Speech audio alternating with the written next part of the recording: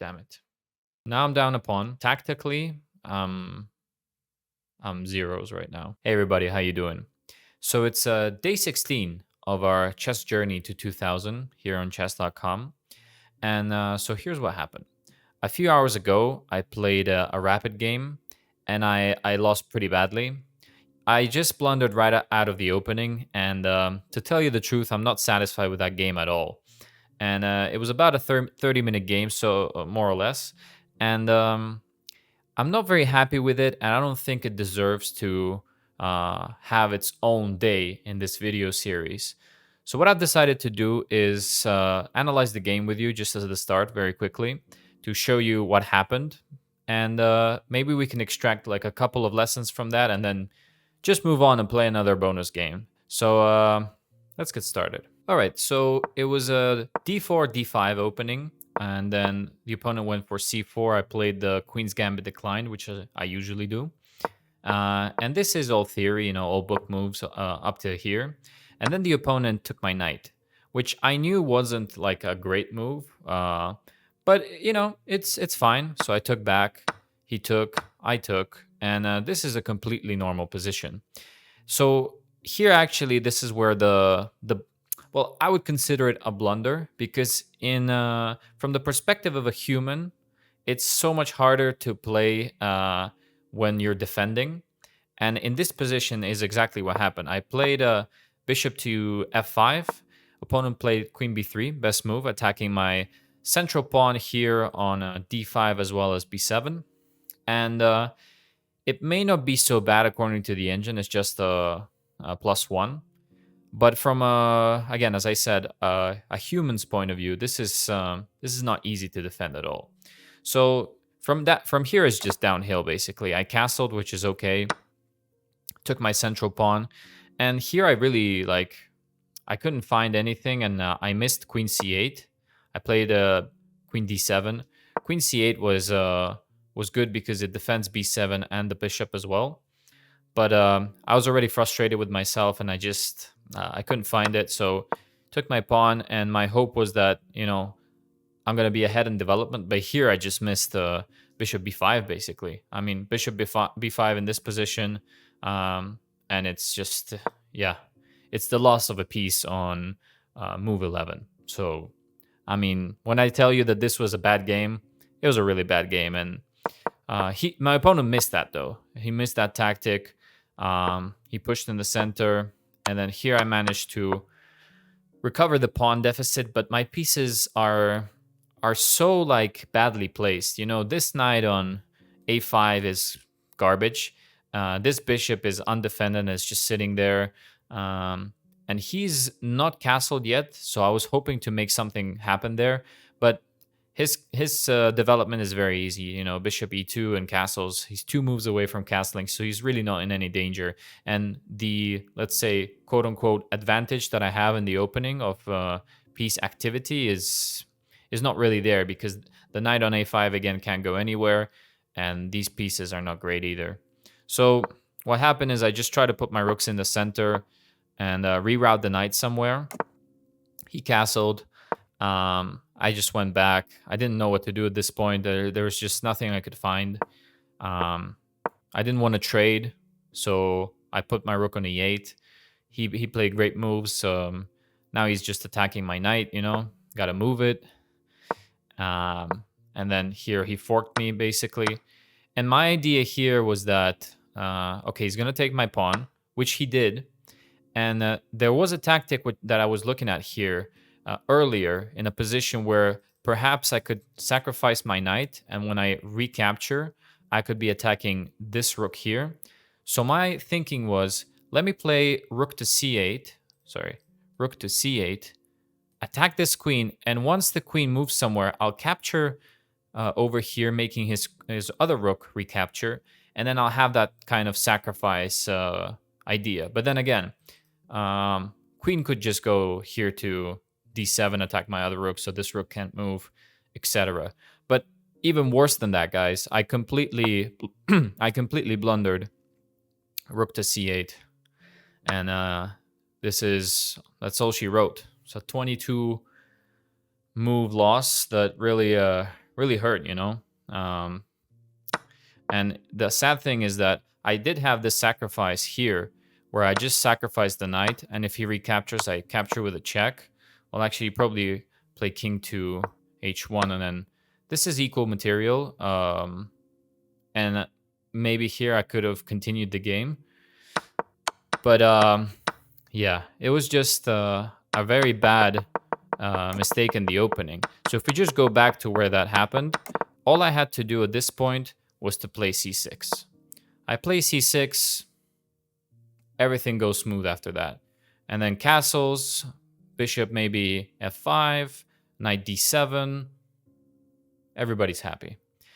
But, you know, this is how you learn from your mistakes, I guess. So let's get our strength back and play another game and see if we can manage to secure a victory. All right, guys, let's get going. Okay, opponent is 1393. I actually don't know where that flag is from. Let's check. Oh, India. I think the colors are off a bit. Maybe they changed the colors. Okay, so never mind. Let's play our French. I am I am still thinking of mixing up my openings in the near future. Maybe I'll get some kind of a chess course where I can learn some of the ideas in like a Sicilian, perhaps, and then see what we can do in that case. Just want to play different stuff as well, you know. And I feel like that's good in terms of looking at new ideas, learning new things, etc. Okay, let's see what variation we go for, or he goes for rather. The exchange. I'm gonna be honest with you, I don't love the exchange. I feel like it can get a bit boring. So yeah, we'll see what happens. He plays an early knight c3. Sometimes they'll play c4, maybe knight to d2. So I'm just gonna develop and try to castle as soon as possible. Okay, so let's castle. Let's not waste time. And here I'm thinking this bishop goes to g4, and then rook e8, knight d7, that kind of stuff. Okay, so he's threatening to take and take, so we got to play c6.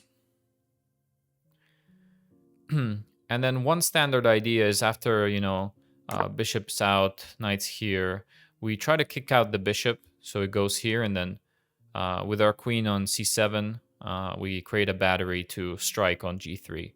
So let's see if that ends up happening. I just want to play as precisely as I can, and I believe this is a move. Also, I'm thinking whether trading on f3 makes sense for me.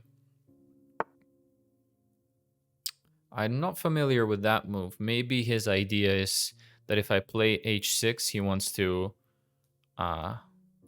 just take there twice. Although I'm not too sure about that. Okay, let's complete development here.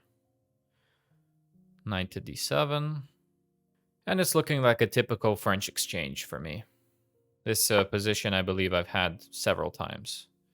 So let's play this and see if we get a sacrifice of the bishop for the 2 pawns.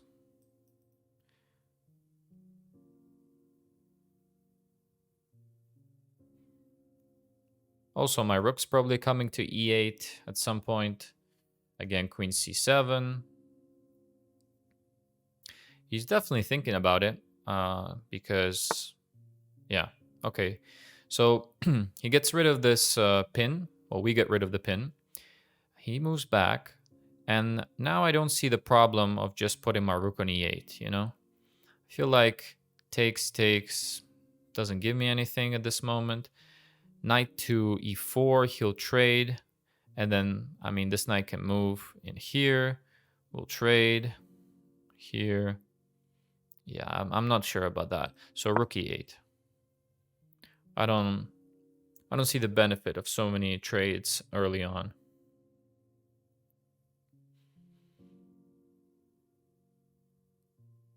Typically in these positions or in this variation, something goes to the center, either e5, e4, and trades start to happen. So I'm anticipating something like h3, possibly trading. I feel like his knight is better than his bishop. His bishop's gonna be staring at my pawn chain. He can't play c4. That's like a typical break, let's say.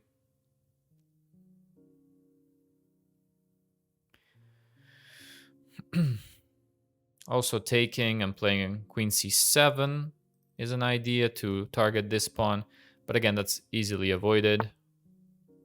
Yes, he doesn't know what to do. So should we play queen b6, targeting this? He might play either b4, maybe b3. His knight's a bit weaker in that situation.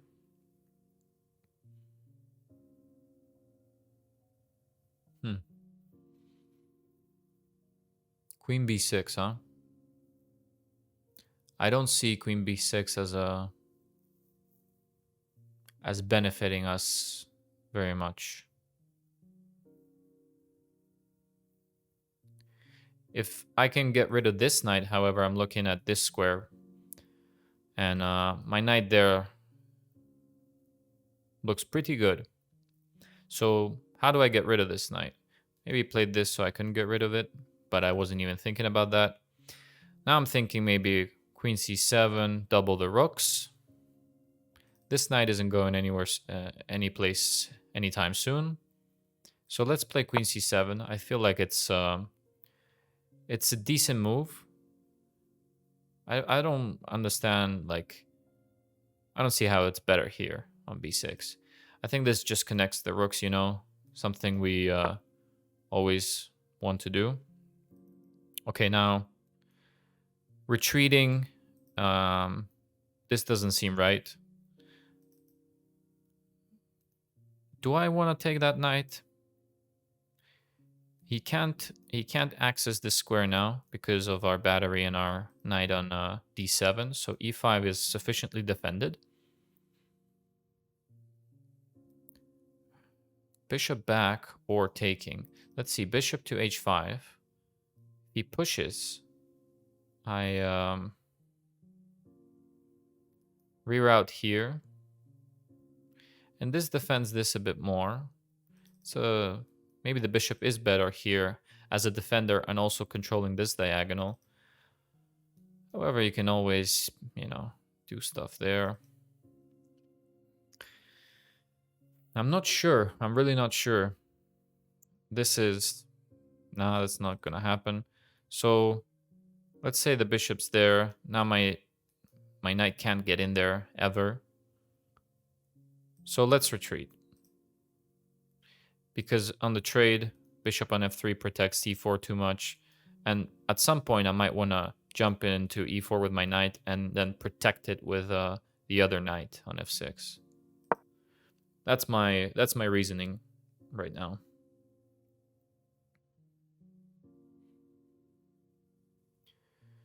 What else do we have here?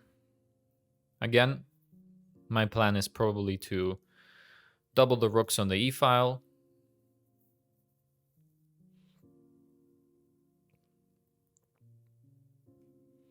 He still has this. But the queen on its own can't really do much. And then in that case, it's attacking the bishop, but we would take. We would just take that knight. And he just doesn't have enough. Just doesn't have enough. So yeah, I've seen people sacrificing on h6. That's why I mention it. Had games go like that. But no, I don't think that's a good move. Many times in these kinds of positions, what wins you the game is being patient more than your opponent. So not trying to go for anything fancy or any sacrifices that lead to being down a piece for like 2-3 pawns or something like that. Just being very patient and outmaneuvering and positionally maybe outplaying your opponent. Not doing anything crazy first.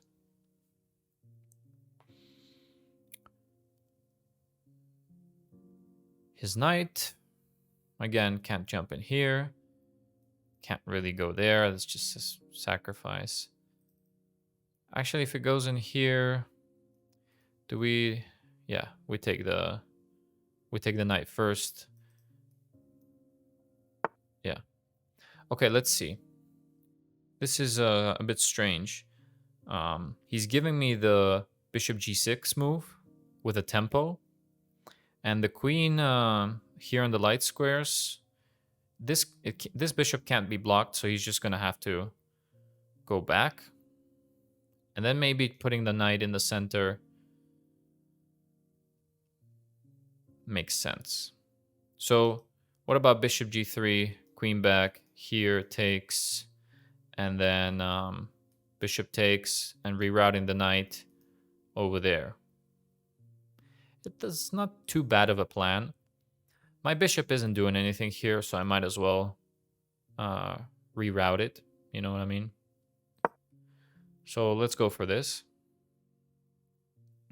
Also, in the long term, we're looking at this pawn, but not likely to be captured anytime soon.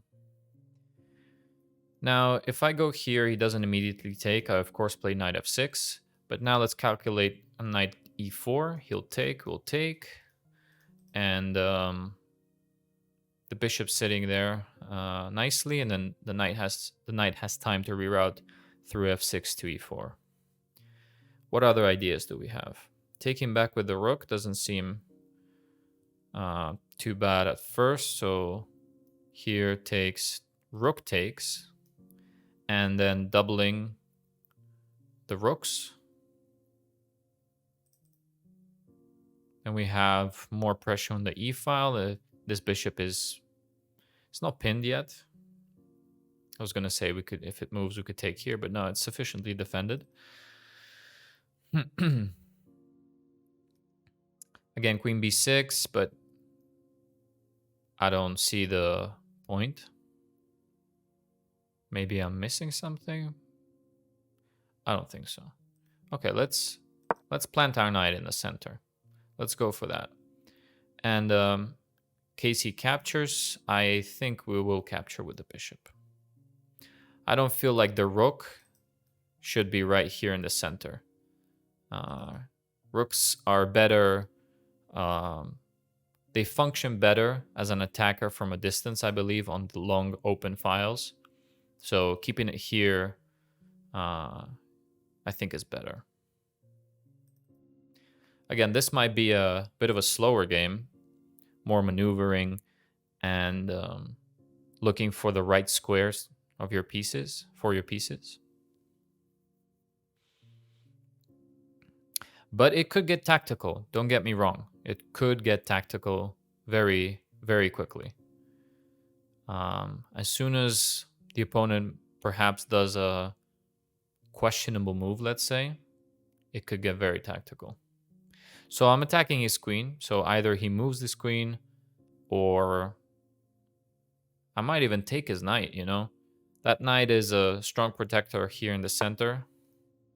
Whoa. How about that, ladies and gentlemen? What if we take here with a tempo and force him to recapture and then reroute our pieces to the e4 square?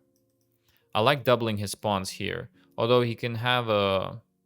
He can start attacking my center with c4 later. So let's think.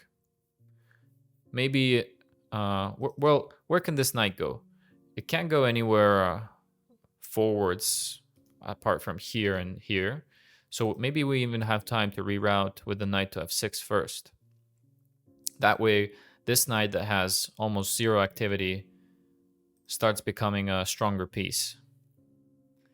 I don't see Of course, the doubling of the pawns is the immediate threat.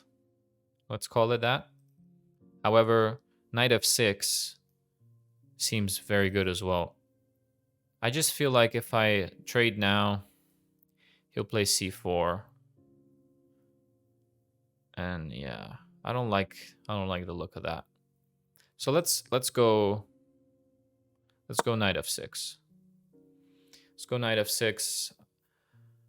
This is my knight is better than his, in my opinion, so trading may not be, trading straight away may not be the best move. We'll check in the analysis.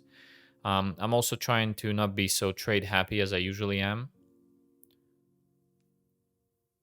which I feel like could be one of my potential weaknesses.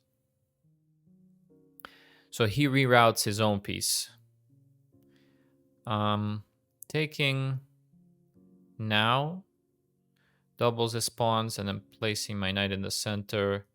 We'll just trade a lot of stuff. He's threatening this twice. However, it's sufficiently defended. So takes.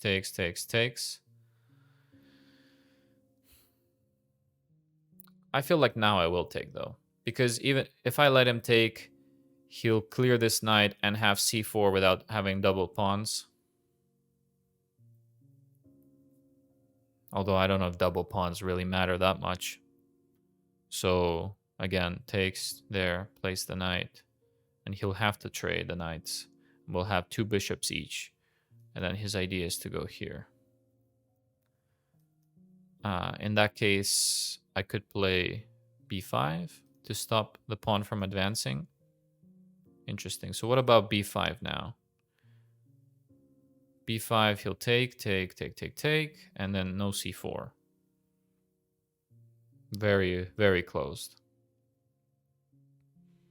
I don't know if I'd rather he take or I take. So what about here? And then b5. Okay, let's go for that. Because now b5, he can attack here, but I'm just going to go here. And it limits his bishop even more, let's say. This pawn can't break.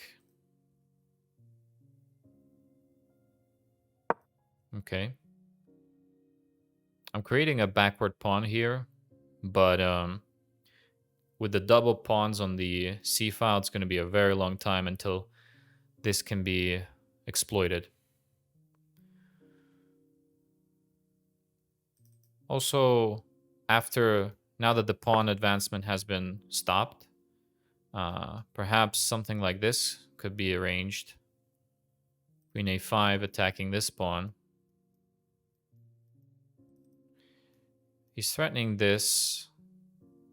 And I'm not sure whether, here I don't undouble his pawns, but interesting. What if I go queen a5, attacking on c3? He will take, I will take back. How does he defend this? He would have to play knight to b1. That just looks like a very sad move to play. The knight's not doing anything. My queen's not doing much either, though. Then maybe doubling. I might want to preserve, my pawn structure here, so let's do this.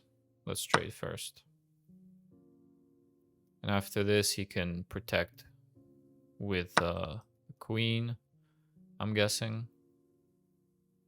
Actually, I shouldn't have traded now that I realized that this allows the knight jump. However, the knight's there anyways.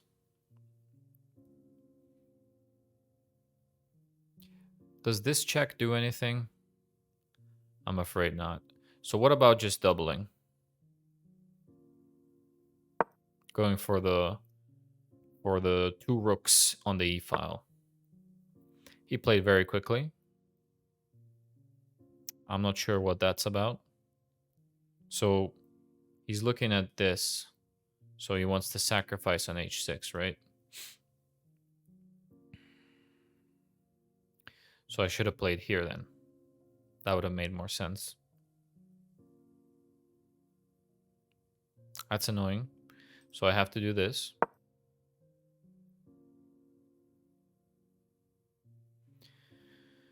You still might want to.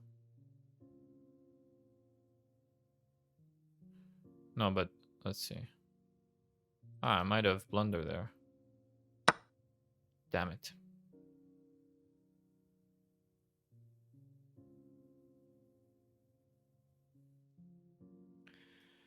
Trade. Take the bishop, takes the knight. How did I allow that?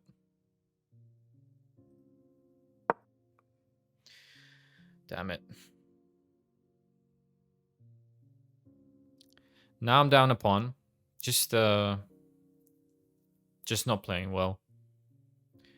Up to that point it was okay, but then tactically, I'm zeros right now.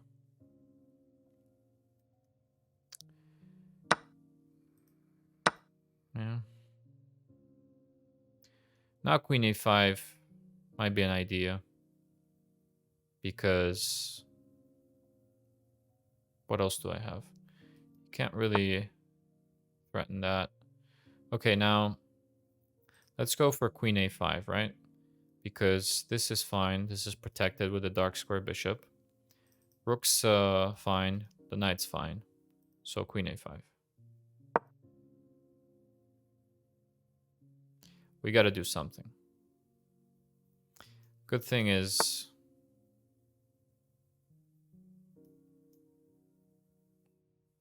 now he's protecting both, but again, his knight is quite passive, so an idea I have is queen a4 to infiltrate to c2.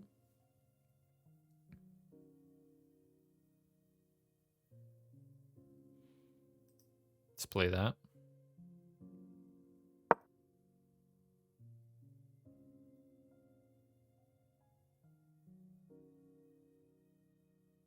This rook is very passive right now, but that loses a pawn. So rook a2, queen b3 loses because, well, it doesn't lose immediately, but you would have to play queen e2 in that case. His bishop is pinned.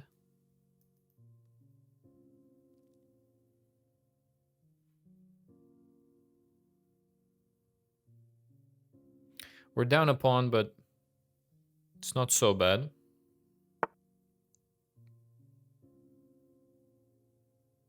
Whoa. He allows this, which he should never. But, I mean...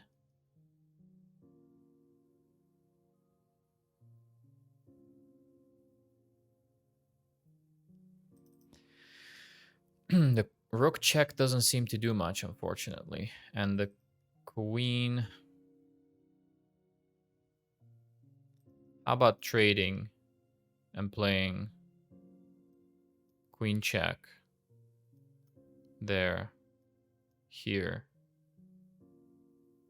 And then what does he have? He has his own check here. He doesn't have a follow-up. Or rook first, he'll be here. Then we can't. We have to take with check. Okay, so this is more forcing. Rook check, check, here. Or here. Maybe here. Because we're threatening the knight. Okay, rook check, we said. This seems okay. Okay, now this is a forcing move, so he'll recapture. Then we'll play here, potentially attacking this pawn and definitely attacking his knight twice. And the rook can't move anywhere.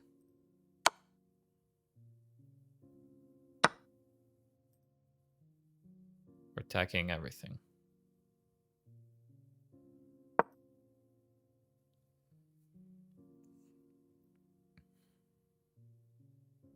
He doesn't have a perpetual, which is important.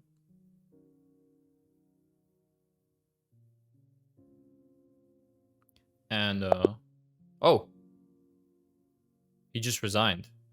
I mean, yeah, we're definitely in a better position there, but wow, I didn't expect the resignation. I thought he would, keep trying at least, but all right. Well, that's a pleasant surprise.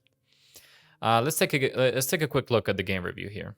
It says we did 0 mistakes, 0 blunders. Pretty good. 87% accuracy. Although when he says 0 mistakes, 0 blunders, I definitely blundered that pawn. So I'm not too sure about that. Played like an 1850. Start review. So this is all theory. And yeah, knight c3 straight away is not the best.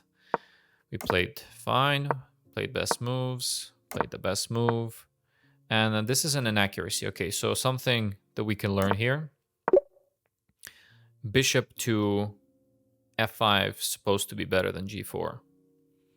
I wonder if it's because we're controlling these squares more, so then potentially the knight can jump in, etc. But let's see. Okay, so this is also an inaccuracy. Jumping in with the knight was better. However, what happens if the trade happens? So trade and d takes. Okay. But the knight... Does the knight not have anywhere to go? That's why. So the knight has to go here. Takes here. Bishop h5. Keeping the 2 bishops. Okay, so we want to keep the 2 bishops. Okay.